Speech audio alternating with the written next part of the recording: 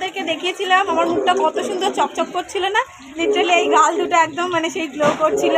আর এখন আমার অবস্থা দেখো, তোমরাও নিশ্চয়ই আমাকে চিনতে পারছো না। আর আমি জানি না আমার কথা তোমরা শুনতে পাচ্ছ কি না, কারণ পাশেই পুজো হচ্ছে আর আজকে যেহেতু হোলি, চারিদিকে গান বাজছে।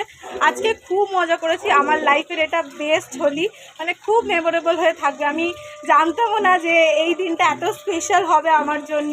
আজকে আমি একটা বড় ব্লগও বানিয়েছি, যত তাড়াতাড়ি সম্ভব সেটা আপলোড করব। সবাই আমার মতোই পুরো ভূত হয়ে গেছে, তোমরা আমাকে একদমই পাচ্ছ না। মানে যেই আমাকে দেখছে লিটারালি প্রথমে পাচ্ছে না, তারপর বলছি বাবা এটা তুমি, তোমাকে তো চেনাই যাচ্ছে না। আর একটা বাচ্চা তো আমাকে দেখে ভয় পেয়ে গেছে, বলে ও মা ভূত। যাই হোক, আর আজকে আমি তো খুব মজা করেছি, তোমরাও নিশ্চয়ই ভীষণ আনন্দ করেছো। তো বড় ব্লগটা যত তাড়াতাড়ি সম্ভব আপলোড করব। আমি সকালবেলা একটু তোমাদেরকে আপডেট দিয়েছিলাম যে আমি কত সুন্দরভাবে রেডি হয়েছিলাম। রেডি বলতে তেমন মেকআপ টেকআপ কিছুই করিনি, তবুও মানে একটু ভালো লাগছিলো, সেই জন্য দেখাচ্ছিলাম। আর এখন